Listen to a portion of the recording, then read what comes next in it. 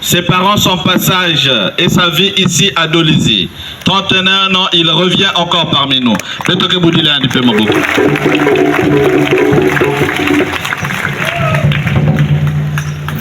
Révérende sœur, chers séminaristes, chers frères et sœurs en Christ, et filles et fils de Dolisie, la paix du Christ. Amen.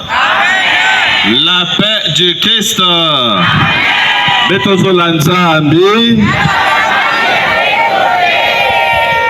Oui, nous sommes dans la fête. Beto kele na kiese na tima ya beto.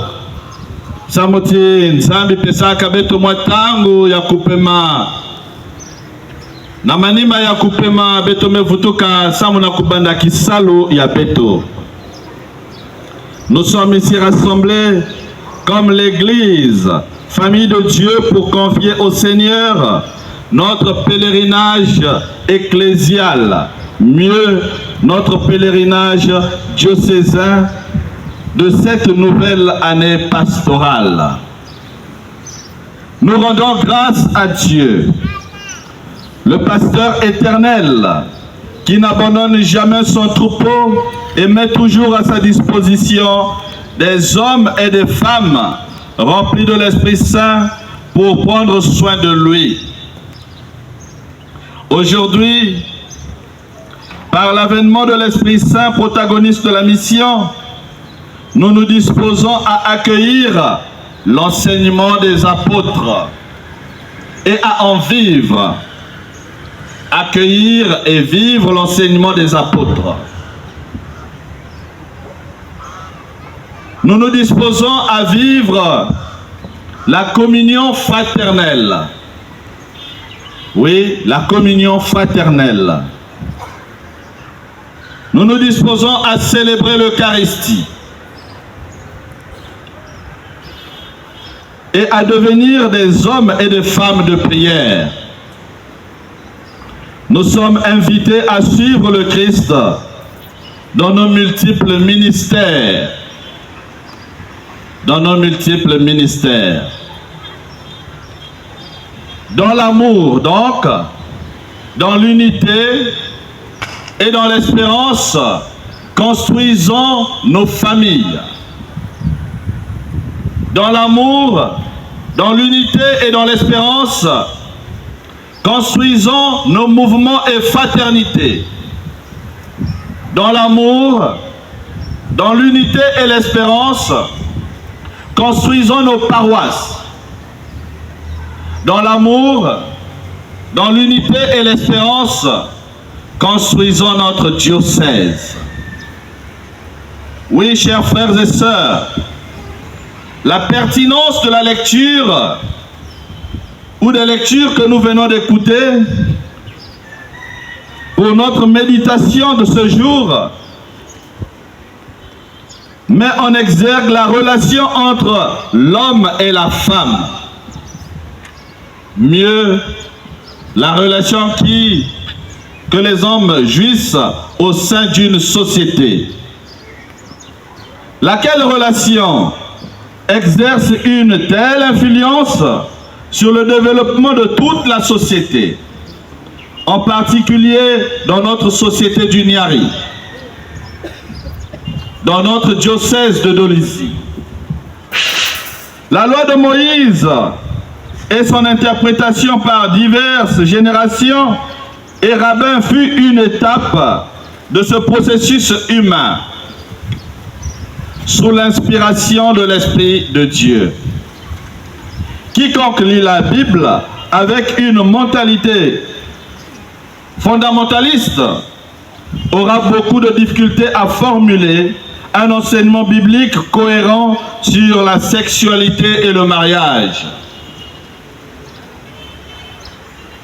À première vue, on semble plutôt y trouver divers enseignements incohérents. Un texte comme la description de la création dans le chapitre 2 et 3 de la Genèse consiste ou considère la différence entre les sexes d'un point de vue masculin, ayant en la femme ou voyant en la femme une simple aide pour l'homme. Alors que le Cantique des Cantiques décrit une très belle relation amoureuse entre deux personnes. Une belle relation amoureuse entre deux personnes. Certains textes chantent la bénédiction de Dieu sur les patriarches. Une bénédiction qui se manifeste dans une descendance nombreuse, obtenue de plusieurs épouses et concubines. Alors que d'autres textes imposent la monogamie comme loi divine.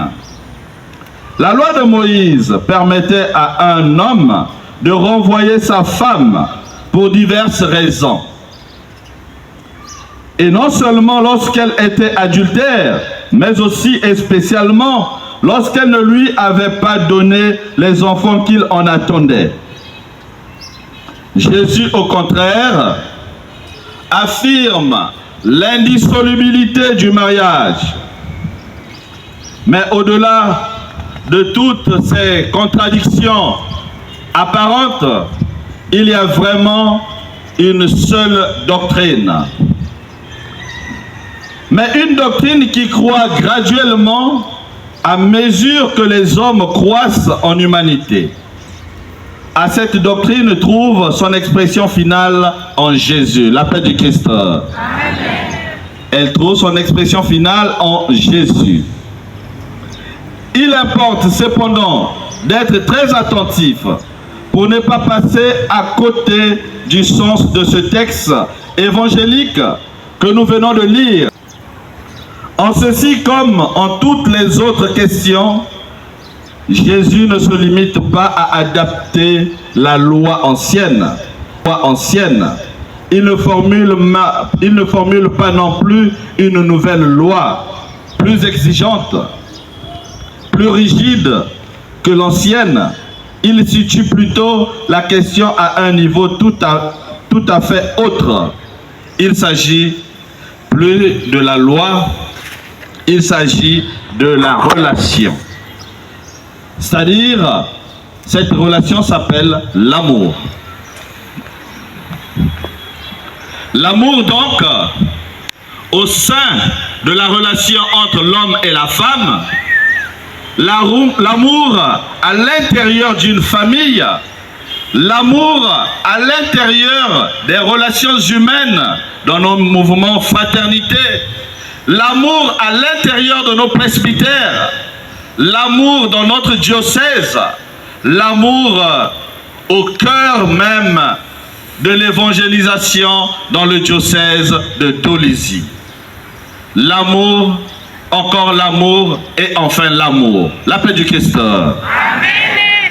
Dans la loi de Moïse ou dans la loi d'Israël, il y avait de nombreuses circonstances dans lesquelles, selon l'interprétation commune, un homme pouvait et même devait, en certains cas, renvoyer sa femme, ce qui était, en de très nombreux cas, une véritable injustice à l'égard de la femme. Jésus n'accepte même pas que l'homme puisse répudier sa femme. Il ne fait pas l'interprétation de cette loi. Il oblige plutôt ses interlocuteurs à comprendre le dessein original de Dieu. Lorsqu'il créa l'être humain, homme et femme, à sa propre image. Son intention était de les appeler à participer à sa propre nature, c'est-à-dire à l'amour. Dieu est amour. Ceci me rappelle ma devise d'ordination épiscopale. Dieu est amour. Oui, Dieu est amour, puisque nous avons accepté de suivre le Christ. Nous avons accepté de nous identifier au Christ. Nous nous identifions donc à l'amour reçu de Dieu. Ils quitteront leur père et leur mère et s'uniront l'un à l'autre et ils seront un, comme Dieu est un. Puisque c'est l'amour qui les unit, ce que Dieu est amour, ce qui les unit est de par sa nature même éternelle. Et donc l'amour est éternel. L'amour ne se détruit pas. L'amour ne trahit pas. L'amour reste jeune. Bayaya. Bubuyai. Mutindo beto kana kuwaka na kati ya mambo ya nzambi na beto nzambi mepesa beto. Beto nyonso fana kudimbitila na kati ya bamakanda ya beto. Nge muntu mebaka kento na inzo yange. Nge muntu mebaka mendi mabakala. Beno batume vukana na kati ya inzo mosi. Nzambi mepesa beno dikanda. Beno fana kubumba dikanda ina. Samuti sika beno mevanda. Na kati ya luzolo nzambi ke na katikati ya beno. La paix du Christ. Amen. Ceci me pousse à réfléchir sur les sacrements, le vécu des sacrements. Nombreux sont les chrétiens qui vivent en concubinage et qui demeurent dans cette situation. Peut-être qu'à l'ouverture de cette année pastorale, une exhortation nous est adressée pour marquer le pas sur le chemin des sacrements, sceller le mariage aux yeux de la communauté chrétienne et aux yeux de Dieu, afin que nous puissions régulariser la situation qui est nôtre. Chers frères et sœurs, Baina Zonza Kati, Kwiza Beto Vanda ya Beto, Beto Mevanda déjà Bambula Zole, Bambula Tatu, Bambula Iya, Bambula Tanu, Mebika Tibubu Yai, Beto Telama Beto Zonzati, Beto Lomba Nanzan, Kanangolo Ikeleve, Yandi Pesa Beto Ngolo, Yakuyidika Dikanda, Ya Beto, la paix du Christ. Oui, chers frères et sœurs, cette année, dans la démarche de la construction de nos familles, nous sommes appelés aussi à entrer dans la dynamique du vécu des sacrements. Je veux dire ici le sacrement du mariage. C'est pourquoi la leçon de ce texte va beaucoup plus loin que simplement nous rappeler l'indissolubilité du mariage. La leçon est que toute relation humaine est une alliance. Toute relation humaine est une alliance qui de sa nature a une dimension d'éternité. Elle est éternelle en ce sens que chaque fois que j'établis une relation avec une personne ou une communauté, quoi qu'il arrive, je ne puis pas supprimer le passé. Je ne puis pas faire que cette relation n'ait pas existé. La relation peut changer, l'amour peut se transformer en indifférence et même, malheureusement, en certains cas en haine, mais il ne peut pas ne pas avoir existé. Et il conserve toutes ses exigences. Je veux dire les exigences de l'amour. Lesquelles sont ces exigences? La fidélité. La fidélité. La maturité affective. La maturité affective. Le dialogue. Le partage. Chers frères et sœurs, il ne peut pas exister l'amour sans ces exigences. Il ne s'agit pas simplement de la relation conjugale, comme je le disais, mais il s'agit de tout engagement.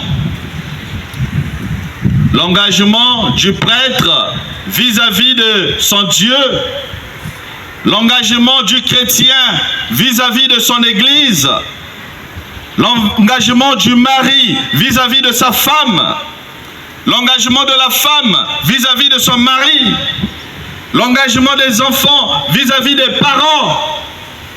Dans ces multiples engagements, nous sommes appelés à vivre les exigences de l'amour. Mais nous trichons tous les jours. Nous trahissons tous les jours. Nous sommes infidèles tous les jours. Ne nous complaisons pas dans cette situation, car c'est une situation pécheresse. Ah non, baba tu nyonso ke na kusala kaka piliai. Comme baka la ke na kutricher que ton peut que tricher. Comme papa na maman ke na kutricher que baba na peut que tricher.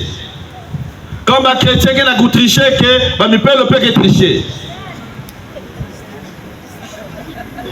Comme ba professeur ke na kutricher que ba élève ke tricher.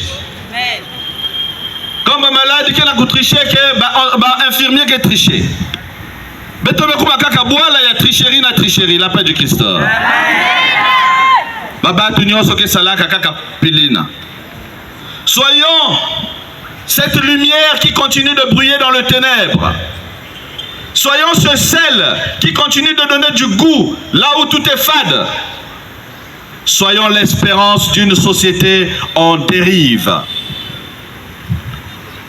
Bayaya Luzolo, Bikati Bubuyai, Nakubanda année pastorale ya Beto, Beto nyonso fana kufungula batima ya Beto. Samuti Beto kuma babantu ya mona. Que nous soyons des personnes mariées ou célibataires, cet évangile nous offre à tous le même message. Dans notre vie, nous contractons constamment de nombreux engagements. Toute relation humaine est un engagement. Chaque infidélité est un engagement de cette nature et un péché contre Dieu. Non parce que nous avons manqué une loi ou parce que nous avons rompu un contrat, mais plutôt parce que, étant infidèles à un engagement, nous essayons d'abroger ce qui, de sa nature, est éternel. Ce qui est éternel de par nature. Toute relation authentique est une forme d'amour. Et l'amour est éternel. Comme je le disais, l'amour est éternel. La plus grande partie des problèmes de notre société, le divorce. Aujourd'hui, on se marie le matin, on divorce le soir. Aujourd'hui, on se marie pour une semaine, la semaine d'après, on se sépare. Aujourd'hui, on fait des célébrations du mariage, mais qui invitent toute la ville, sinon toute la République. Après le lendemain, on se sépare. Chers frères et sœurs, on se marie pour la vie. Ce n'est pas un petit contrat établi pour 2 mois, 3 mois. C'est un contrat pour la vie. Et le contrat pour la vie, chacun respecte sa part d'engagement. Nous allons prier aujourd'hui pour tous les couples, pour tous ceux qui sont mariés, pour que le Seigneur consolide leurs relations. Nous allons prier pour ceux qui vivent en concubinage, pour que le Seigneur leur donne la grâce de s'unir. Nous allons prier pour notre jeunesse, pour qu'ils aient des valeurs, mais alors des valeurs sûres. Divorce, avortement, division, infidélité, manque de respect à la parole. Chers frères et sœurs, Cette année, nous la voulons une année où nous allons nous inscrire dans l'excellence, dans tout ce que nous aurons à faire. Faire avec engagement. S'inscrire dans l'excellence. Messieurs les autorités, moi-même aussi, je m'engage donc à accomplir cette responsabilité dans l'excellence. Mais ceci dit, excellence à tous les niveaux. Au niveau épiscopal, au niveau sacerdotal, au niveau de nos tâches, au niveau de nos paroisses, au niveau de nos mouvements et fraternités. Quand on veut faire quelque chose, nous sommes appelés à faire très bien, comme si nous devons être les meilleurs dans ce domaine. Et quand il s'agit de reconnaître, reconnaissons aussi ce qui est bien fait, sans égratignure, sans interférence, sans jalousie, sans parti pris, tout simplement parce que c'est bien fait. Baya ya lusolo. Na tango betu ke futuka na bayizo abeto kanange ke tata na kata dikanda. Prends la responsabilité aujourd'hui d'être le meilleur père du quartier. Kanange ke mama na kata dikanda. Prends la résolution aujourd'hui d'être la meilleure maman que les enfants n'ont jamais eu sur terre. Si tu es un jeune, un enfant, alors prends la résolution d'être cet enfant-là que Terre aimerait avoir comme enfant. Mais ceci à travers notre manière de vivre.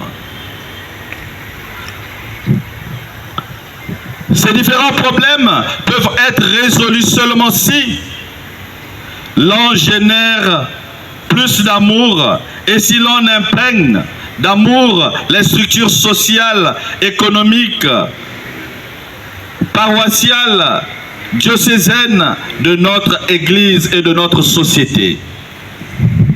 Le pape François, Fratelli Tutti, n'hésite pas à introduire un chapitre entier sur la place de l'amour.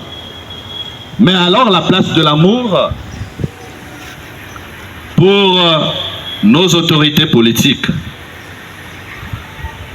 la place de l'amour dans l'exercice de nos responsabilités, la place de l'amour dans l'accomplissement de nos tâches. Autant il interpelle le religieux, la religieuse plutôt, autant il interpelle le chrétien, mais il l'interpelle, il introduit un chapitre entier aussi pour nos gouvernants. La place de l'amour dans la gestion. Chers frères, messieurs les autorités, révérends pères, révérentes sœurs, aujourd'hui nous sommes appelés à implémenter l'amour dans toutes nos actions. Il y a toujours des personnes qui pensent que tous les problèmes concernant le divorce seront résolus par une législation plus stricte. Ou encore que les problèmes d'infidélité aux vœux religieux ou aux engagements sacerdotaux seront résolus en rendant plus difficile l'obtention d'une dispense. De telles solutions peuvent évidemment donner bonne conscience à ceux qui ne sont pas confrontés à de telles situations. Mais la réponse de Jésus est plutôt plus simple et aussi plus efficace. Sa réponse, pour la résumer en quelques mots, est « n'oublie jamais les exigences de l'amour ». N'oublie jamais les exigences de l'amour. Chers frères, prêtres, religieux, religieuses, dans l'exercice de nos responsabilités et de nos ministères, n'oublions jamais les exigences de l'amour.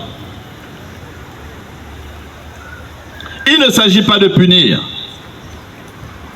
mais il s'agit d'entrer en communication. Il s'agit de pardonner, dialoguer, pardonner. Il s'agit de communiquer la joie intérieure qui nous anime à l'autre. Il s'agit d'être fidèle, d'être sincère, d'être mature. Pour ce qui concerne le prêtre, presbytre, qui veut dire ancien. Nous sommes donc des anciens. Les anciens capables de résoudre toutes les situations qui vont être les nôtres.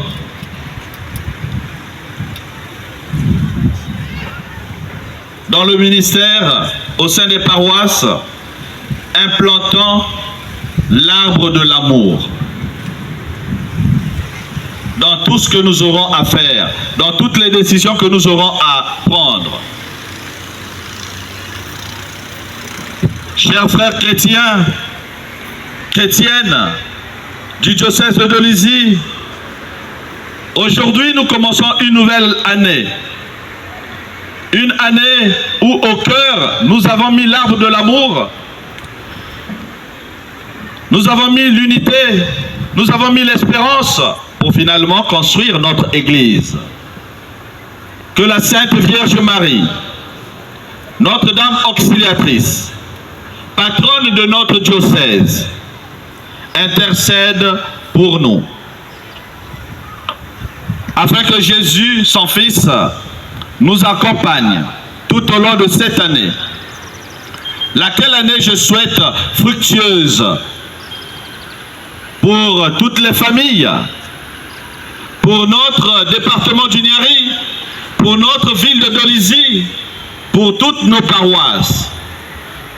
Laquelle année je souhaite fructueuse, avec une belle ambiance au sein de nos communautés, afin que nous puissions montrer l'exemple à nos chrétiens. Le prêtre, le curé, le vicaire, je vais dire l'équipe apostolique, sommes appelés à prier ensemble. Sommes appelés à manger ensemble. Sommes appelés à nous réunir pour discuter du fonctionnement de la communauté chrétienne que je vous confie. Ainsi donc, nous allons créer une harmonie diocésaine sans pareille. Car je crois en vous, mes frères. Je crois que vous êtes la première richesse que dispose l'Église de Dolisie. Je crois que vous avez le bagage nécessaire pour porter la mission ou les missions qui vous sont confiées. Je crois en vous. Je réitère cette confiance et je présume que chacun de nous sera à la hauteur de cette espérance. Amen. Amen.